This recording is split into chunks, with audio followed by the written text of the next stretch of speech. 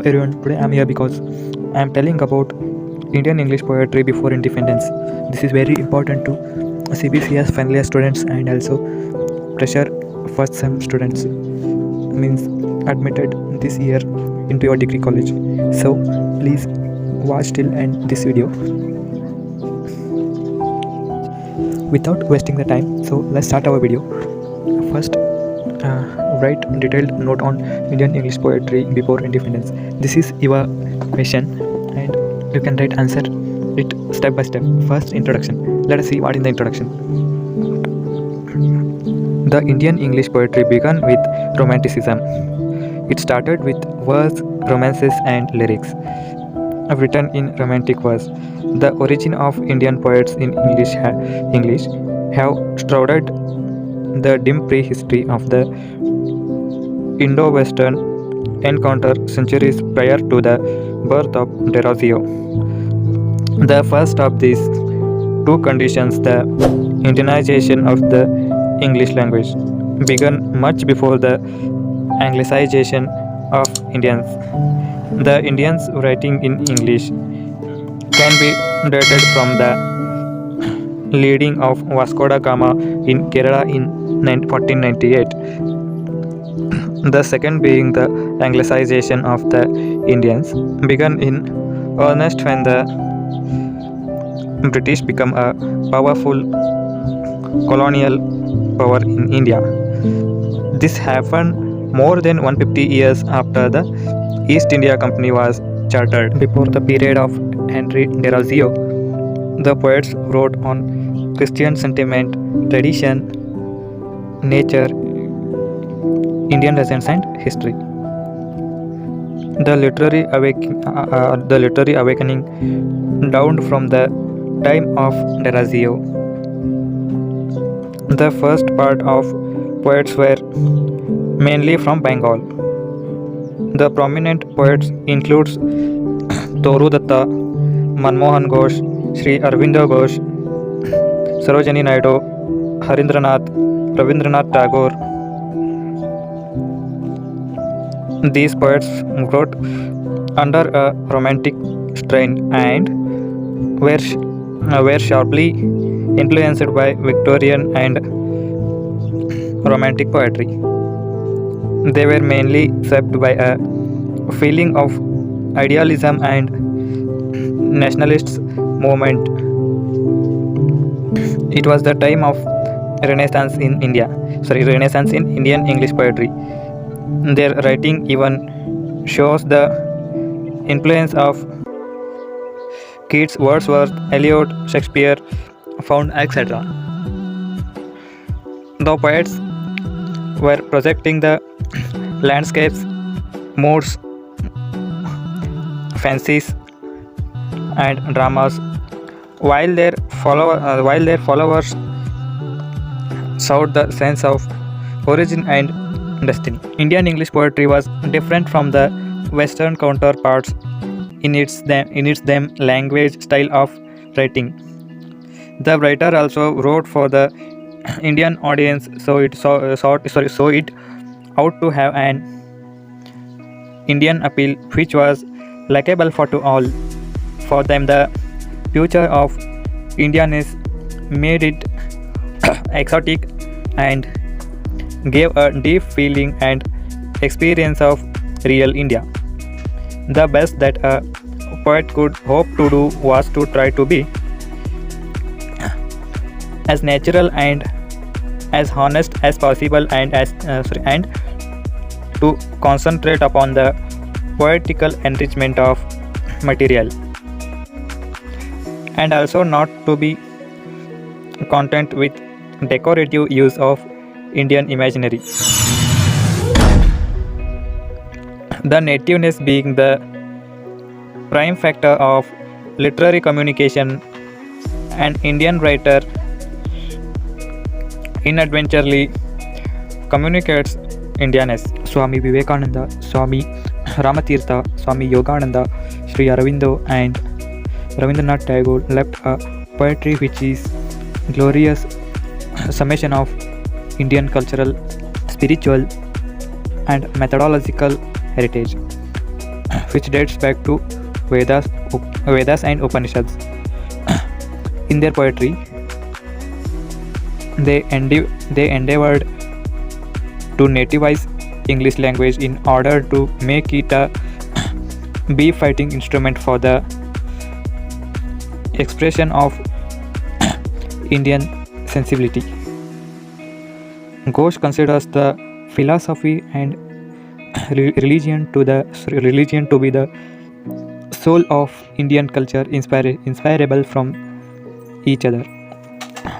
Women poets have equally considerable to the the field of the poetry before and after independence. The prominent one are Toru Datta and his sister Sarojini Naidu, Arun Kolatkar, Kamala Das, etc. The Indian English writers have molded the language to accomplish their communicative purpose by the process of Indianization and the English. Henry Louis Vivian Derozio, his lived on 1809 to 1833, is generally credited as being the first Indian English poet. He was born in Calcutta on 10th April 1809. He attended David Drummond's Dharamtal Academy School. He was a precocious child and student. He had already taken to writing at his young age. At the age of 17, he joined the New Hindu College as a lecturer in Kolkata. He was an excellent Indian teacher and a famous poet. He encouraged the students to have the spirit of library, equality, and freedom.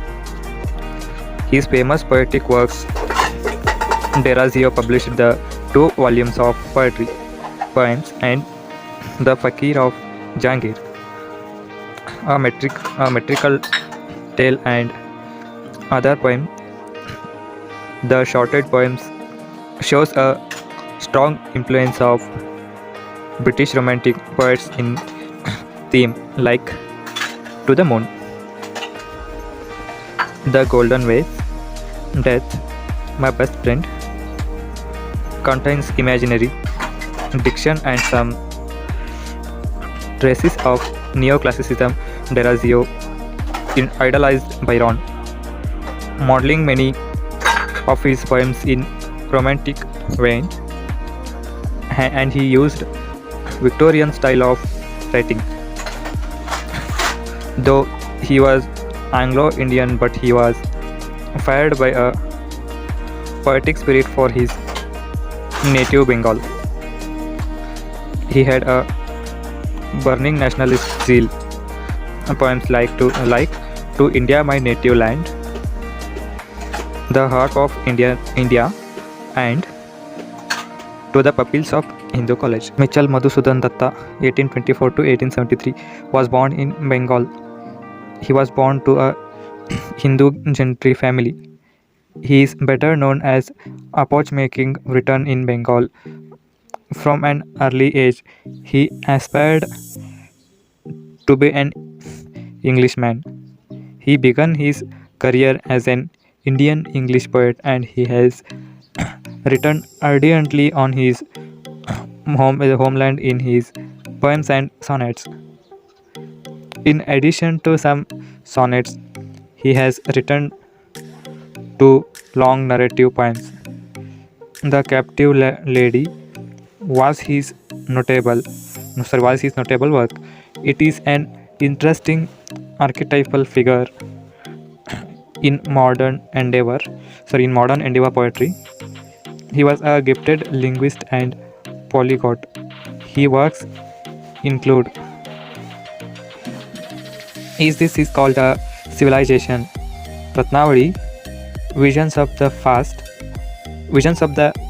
is a poem in Miltonic blank verse, complete with witty abstract diction and Latin inventions.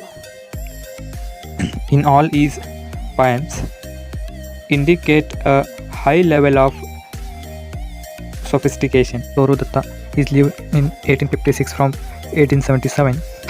It was with Toru Datta that Indian English poetry really matured from imitation to authentically. She was born in Kolkata and was the third daughter of Govind Chandra Datta. Though born as a Hindu, was baptized in 1862. Toru Datta tragedy is that she died at very early age when her talent was still maturing. Toru Datta Toru Datta sailed to Europe in 1869. She studied 1 year in France and 3 years in England. Our of her 2 works, one was published in her lifetime, a Sheep Gland in French fields, and this was published 1 year after her sister's death. This was a magnificent work, and it comprises of 165 lyrics. Her other work, Ancient Ballads and Legends of Hindustan, was an excellent work. Her diction was naturally of Victorian romantic school. Toru Datta converted stories like Ramayana, the Mahabharata, and Puranas into English. Her famous poem was Our Casuarina 3, about a imaginary memory and transcendency.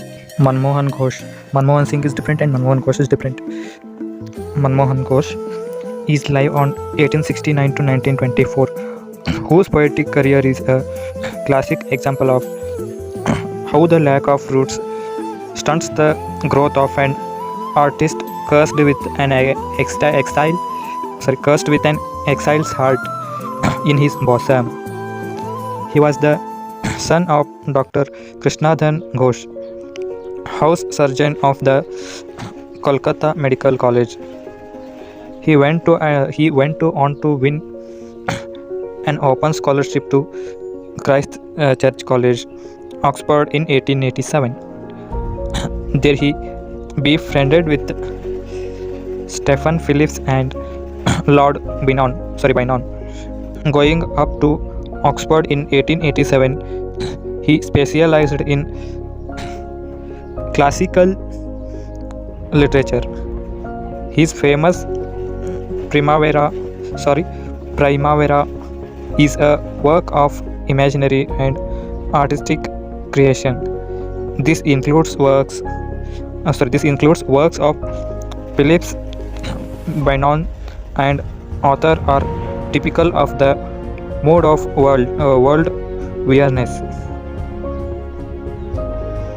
His other poem, Love Songs and Allergies, is a celebration of nature and command of image and phrase.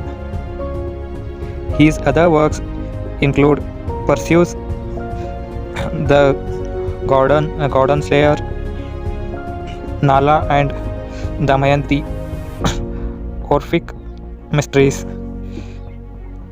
Immortal Eve, and Adam Alarmed in Paradise. Sri Aurobindo Ghosh is on 1872 to 1950.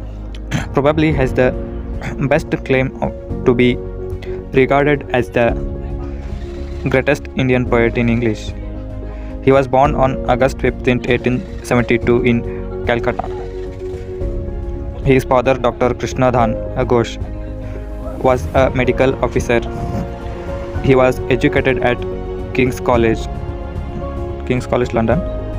Aurobindo, from his roots in Indian culture, and thought immediately on his return to India from Cambridge in 1893.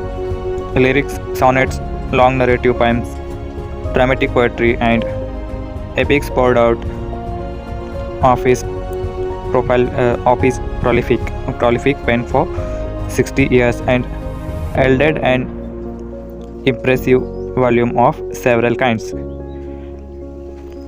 The early short poems are mostly minor verse of the romantic twilight in 1890s. His sonnets include Transformation, A Dream of Serial Science, poems in new matters, and some of his lyrics are The Bird of Fire, though the Paraclet and Rose of God are made of emotional rapture with a verbal exuberance.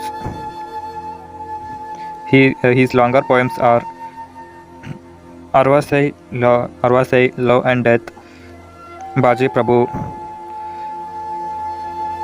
Chitrangada, The Tale of Nala, The Vigil of Tailad. Of all his works, Savitri is his extraordinary reveals a love story of Satyavan and Savitri and is one of the longer poems in the history of English literature and is Raleigh twice the John Milton's Paradise Lost. He was a great spiritual and philosophical writer. He has been compared to John Milton by Gokak. Sarojini Naidu, 1879 to 1949, also known as the sobriquet the Nightingale of India, was a child prodigy, independence activist, and poet. Naidu was the first Indian woman to become the president of the Indian National Congress. She was truly one of the gems of the 20th century India. She was born in Hyderabad and later moved to Calcutta at the age of 16. She traveled to England and studied at King's College. She has contributed immensely to the field of poetry. Her songs are meant to be heard rather than to be read. The chief quality is the sense of melody, music, and emotion. Her first volume of poetry, The Golden Threshold, was followed by The Bird of Time and The Broken Wing. They all showed a significant emotional romantic sensibility. Her other works include Muhammad Jinnah, The Sceptred Float, The Father of Down Palanquin Bearers, Indian Dances.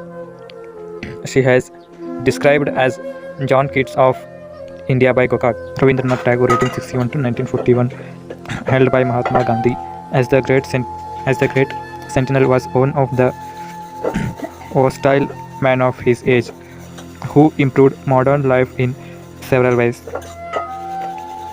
Together was a great poet, essayist, painter, nationalist, educationist, novelist, and dramatist. Tagore started his career as Indian English poet in 1912, though strictly speaking, Tagore wrote only one poem, The Child in English. His famous and immortal work, Gitanjali, which took the literary world of London and brought him the Nobel Prize in 1913. Followed by this was The Gardener and The Crescent Moon. His other collections are Fruit Gathering, Stray Birds, The Fightive, Lover's Gift and Crossing, Fireplace, and Poems. He has been described as the national poet of India. His work, Gitanjali, is his finest achievement, which is made of devotion and motto. In this he writes, we are completed introduction and deep information of this essay. Now we are concluding this essay or question, or what do you say? Now we will concluding this question, so please listen carefully. To sum up, the pre-independence Indian English poetry is a development from neo-romanticism to mysticism and to neo-modernism. From Derasio Sarojini, it is the hub of romanticism. Toru Datta Tagore and Arvindo started neo-romantic philosophical and tradition of mystic poetry. Many other poets like Datta brothers, Harindranath, Swami Vivekananda, Kashi Prasad Ghosh, and many others have equally contributed and enriched the Indian English poetry. The West, geographical, cultural, traditional, spiritual, and struggle for independence gave many ideas for the poets for the development. The Indian English literature started maturing from 1850s. Women poets have equally contributed to the literature. Even the Western culture and their style of living has contributed during the time of 1930s. Lastly, Indian English poetry, it directly highlights the spirit of Indian culture and offers spiritual and philosophic reflections on the lives of Indian people. Indian English poets and poetry has given a bright future to the field of literature. Now we are completing this video. This question has been ended now. So we will meet in the next video with another literature video. Thank you for watching. Bye for now.